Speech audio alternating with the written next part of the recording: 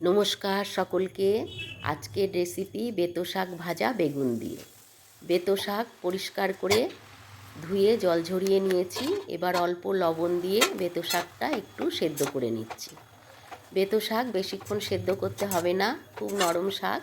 2-4 minute Dhaka দিলেই বেতো শাক থেকে প্রচুর জল উঠবে। জল থেকে আমি বেতো শাকগুলোকে ছেঁকে তুলে নিচ্ছি। আপনারা পুরো ভিডিওটা দেখবেন, ভালো লাগলে লাইক করবেন, বন্ধুদের সাথে রান্নাটা শেয়ার করবেন আর চ্যানেলটা সাবস্ক্রাইব করবেন। এবার আমি শাক ভাজা করার জন্য কড়া গরম করে তেল দিলাম।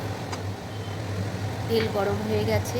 এবার আমি 2 শুকনো লঙ্কা ভেঙে দিলাম আর দিলাম বেশ খানিকটা রসুন ছেঁচে করে। রসুনটা সোনালি করে ভেজে নিয়েছি। এবার দিলাম চেরা কাঁচা লঙ্কা। ভালো করে নাড়াচাড়া করে বেগুন কুচিটা দিয়ে দিলাম। বেগুনটাও একটু নাড়াচাড়া করে নেব হাই হিটে, বেগুনের কাঁচা গন্ধটা যেন না থাকে। এবার দিলাম অল্প লবণ আর অল্প হলুদ দিয়ে। শীতকালে বেঁতে শাক একটা খুব জনপ্রিয় খাবার। যারা বেঁতে শাক ভালোবাসে তারা জানে খুব ভালো খেতে লাগে।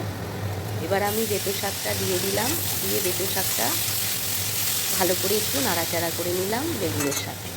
এবার 3-4 মিনিট ঢাকা দিয়ে দেব, যাতে বেগুনটা সেদ্ধও হয়ে যায় আর রসুনের গন্ধটা সারা শাকে ছড়িয়ে যায়। হয়ে গেল আমার বেগুন দিয়ে বেঁতো শাক। আপনারা বেগুনের পরিবর্তে এখানে ছিম কুচিয়েও দিতে পারেন, একই রকম পদ্ধতি। পুরো ভিডিওটা দেখার জন্য অসংখ্য ধন্যবাদ জানালাম। ভালো থাকবেন সকলে।